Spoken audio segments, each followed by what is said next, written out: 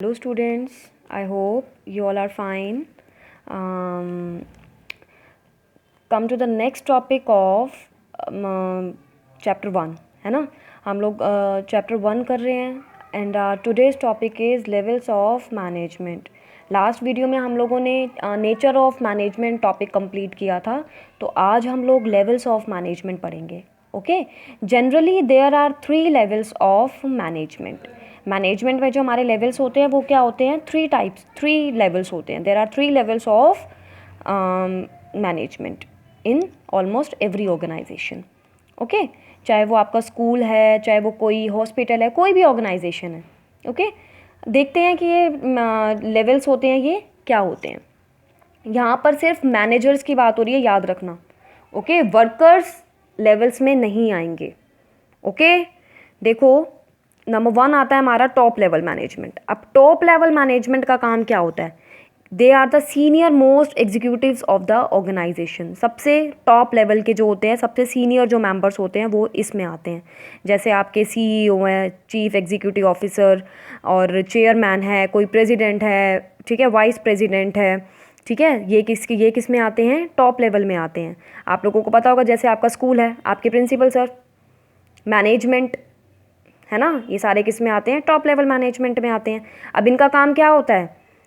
There basic task is to integrate the diverse elements. मतलब जो भी है इनका काम बेसिकली क्या होता है? डायरेक्शन प्रोवाइड करना.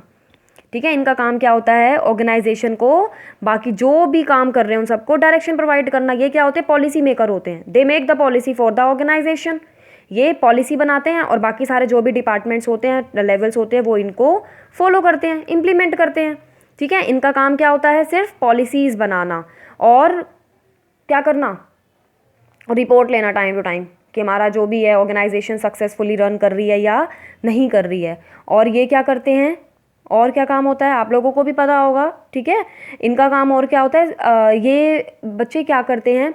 इनके पास सबसे ज़्यादा पावर्स होती हैं. Top level management have more power. सबसे ज़्यादा मैक्सिमम पावर होती है इनके पास. They have maximum power. ठीक है, सबसे ज़्यादा पावर होती है इनके पास कोई भी डिसीजन लेने की, है ना. आपके प्रिंसिपल सर के पास सबसे ज़्यादा पावर है ना, और मैनेजमेंट के पास है ना. हम टीचर से ज़्यादा और आपके कोऑर्डिनेटर से ज़्यादा पावर उनके पास है ना. ठीक है, तो ये क्या होते हैं? और they are the face of the company. Top level management क्या होते हैं? फेस होते हैं. अब आपके कोई भी पेरेंट्स आते हैं, मतलब बाहर कोई भी है, जो भी है, उनको पता है कि इस स्कूल में ये प्रिंसिपल है. उनको ये तो नहीं पता हाँ ये टीचर्स पढ़ाते हैं. हम लोगों को नहीं जानते हैं वो. हम अपने स्कूल का फेस नहीं है. टॉप मैनेजमेंट जो है वो हमारे स्कूल का फेस है, चाहे वो मैनेजमेंट है, चाहे वो प्रिंसिपल सर है. ठीक है, we are not the face of the organisation. हम लोगों का नाम नहीं है स्कूल से. हम लोगों को, हमें कौन जानता है? हमें कोई नहीं जानता, है ना. पेरेंट्स तो किसके नाम से जानते हैं? प्रिंसिपल या फिर मैनेजमेंट. ओके, तो ये होते हैं टॉप मैनेजमेंट. टॉप मैनेजमेंट होते हैं सीनियर मोस्ट एग्जीक्यूटिव्स होते हैं, जो क्या करते हैं? बेसिकली हेड जो चलाते हैं, डायरेक्टर्स होते हैं, डायरेक्ट करते हैं पूरी ऑर्गेनाइजेशन को. ठीक है, इनका काम क्या होता है? पॉलिसीज़ बनाना. अब आता है मिडिल लेवल मैनेजमेंट. अब मिडिल लेवल मैनेजमेंट बेटा क्या करता है? मिडिल लेवल मैनेजमेंट होता है, इट क्रिएट्स, जैसे हमारा 3 लेवल्स है ना, तो मिडिल लेवल क्या करता है? इसको और इसको आपस में लिंक करता है. कैसे? जो टॉप लेवल ने पॉलिसीज़ बना दी, अब इसका काम है इनसे काम करवाना और इनको रिपोर्ट देना. ठीक है, मिडिल लेवल क्या करता है? टॉप लेवल को और लोअर लेवल को जोड़ता है, कनेक्ट करता है आपस में. ठीक है, और इसका और क्या क्या काम होता है कि हमें हमारे एम्प्लॉयज़ को किन किन चीज़ों की रिक्वायरमेंट है. सीईओ थोड़ी आके पूछेगा एम्प्लॉय से भैया आपको किन किन चीज़ों की ज़रूरत है. सीईओ का काम क्या है? सिर्फ मिडिल लेवल से इंटरेक्ट करना, बता देना ये काम होना है, ऐसे होना है. अब मिडिल लेवल की हेडेक है, वो कैसे कराएगा? ठीक है, अब मिडिल लेवल ही क्या करेगा? उसको देखेगा कि हमें कितने एम्प्लॉयज़ की रिक्वायरमेंट है, और लोग मतलब एम्प्लॉयज़ को मोटिवेट करेगा कि आप ज़्यादा से ज़्यादा काम करो, आपको ज़्यादा से ज़्यादा सैलरी मिलेगी. टॉप लेवल ने इसको कह दिया कि इतना प्रोडक्शन होना है, कि इस साल का टारगेट है हमारा ये है, इसने तो टारगेट फिक्स कर दिया.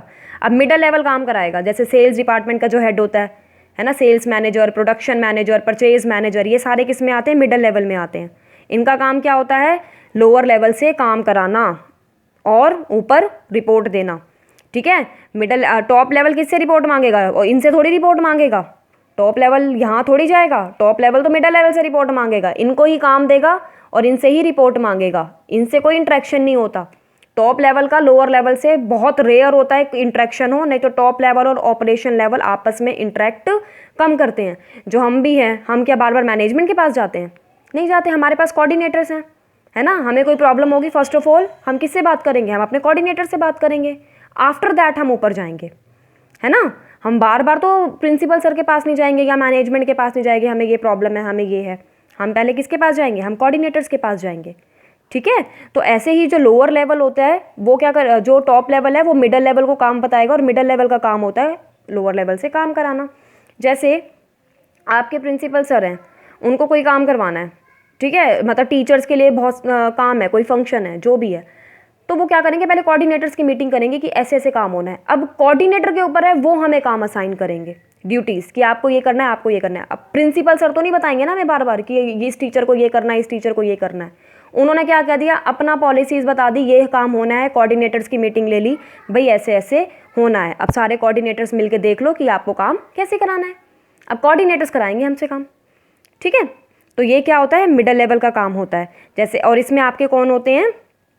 सेल्स डिपार्ट, जैसे sales manager, purchase manager, production manager, finance, जितने भी डिपार्टमेंट्स के हेड होते हैं वो सारे किस में आते हैं? मिडल लेवल में। नेक्स्ट आता है बेटा लोअर लेवल मैनेजमेंट। अब लोअर लेवल मैनेजमेंट को हम सुपरवाइजरी लेवल भी बोलते हैं।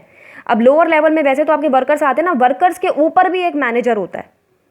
इसकी जो पावर्स होती हैं वो बेसिकली बहुत कम होती हैं, उसको सुपरवाइज़र बोलते हैं, ठीक है। सुपरवाइज़र होता है, ये भी एक मैनेजर ही बोला जाता है, बट ये लोअर लेवल का मैनेजर होता है, ठीक है। इनकी अथॉरिटी रिस्पॉन्सिबिलिटी जो होती है वो लिमिटेड होती है, इनके पास पावर बहुत कम होती है as compared to top level और मिडल लेवल, ठीक है। मिडल लेवल और टॉप लेवल के मुकाबले इनकी जो पावर होती है वो कम होती है। इनका रोल बहुत ज़्यादा होता है, क्योंकि टॉप लेवल ने क्या कर दिया? पॉलिसीज़ बना दी, ये काम होना है। मिडल लेवल ने सारा कुछ प्रोवाइड कर दिया कि भाई ऐसे ऐसे होगा, मैन मटेरियल अरेंज सब कुछ कर दिया। काम कौन करेगा? ये करेंगे। प्रोडक्टिविटी किस पर डिपेंड करती है? इन पर डिपेंड करती है। अगर इन्होंने काम अच्छे से ना किया, प्रोडक्शन नहीं होगा, है ना। अगर इन्होंने काम नहीं किया, वर्कर्स ने काम नहीं किया, वर्कर्स तो बहुत इंपॉर्टेंट रोल प्ले करते हैं, इनको खुश रखना सबसे ज़्यादा ज़रूरी होता है कि ये काम अच्छे से करें। तो ये क्या था? Lower level management. इनकी जो पावर होती है वो कम होती है, but they play a very important role in the organization, because without lower level management जो काम है वो नहीं हो पाएगा, ठीक है।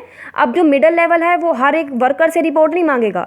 अब हर वर्कर्स के ऊपर ना सुपरवाइजर्स होते हैं, ठीक है। एक सुपरवाइजर के अंडर बहुत सारे वर्कर काम कर रहे होते हैं। तो अगर वर्कर्स की रिपोर्ट चाहिए मिडल लेवल को, अब जैसे मिडल लेवल है, ठीक है, मिडल लेवल क्या करेगा? लोअर लेवल से जो लोअर लेवल का मैनेजर होगा उससे रिपोर्ट मांगेगा वर्कर्स की, ना कि एक एक वर्कर को बुलाएगा। एक एक वर्कर को थोड़ी बुलाएगा। अगर उसे वर्कर्स की रिपोर्ट चाहिए तो वो क्या करेगा? मिडल जो लोअर लेवल है उसके मैनेजर मतलब सुपरवाइजर से रिपोर्ट लेगा वर्कर्स की, आर दे डूइंग वेल और नॉट। क्लियर? तो ये थे बेटा हमारे 3 levels of management, top level, middle level and operational level. I hope कि आप लोगों को ये समझ आ गए होंगे।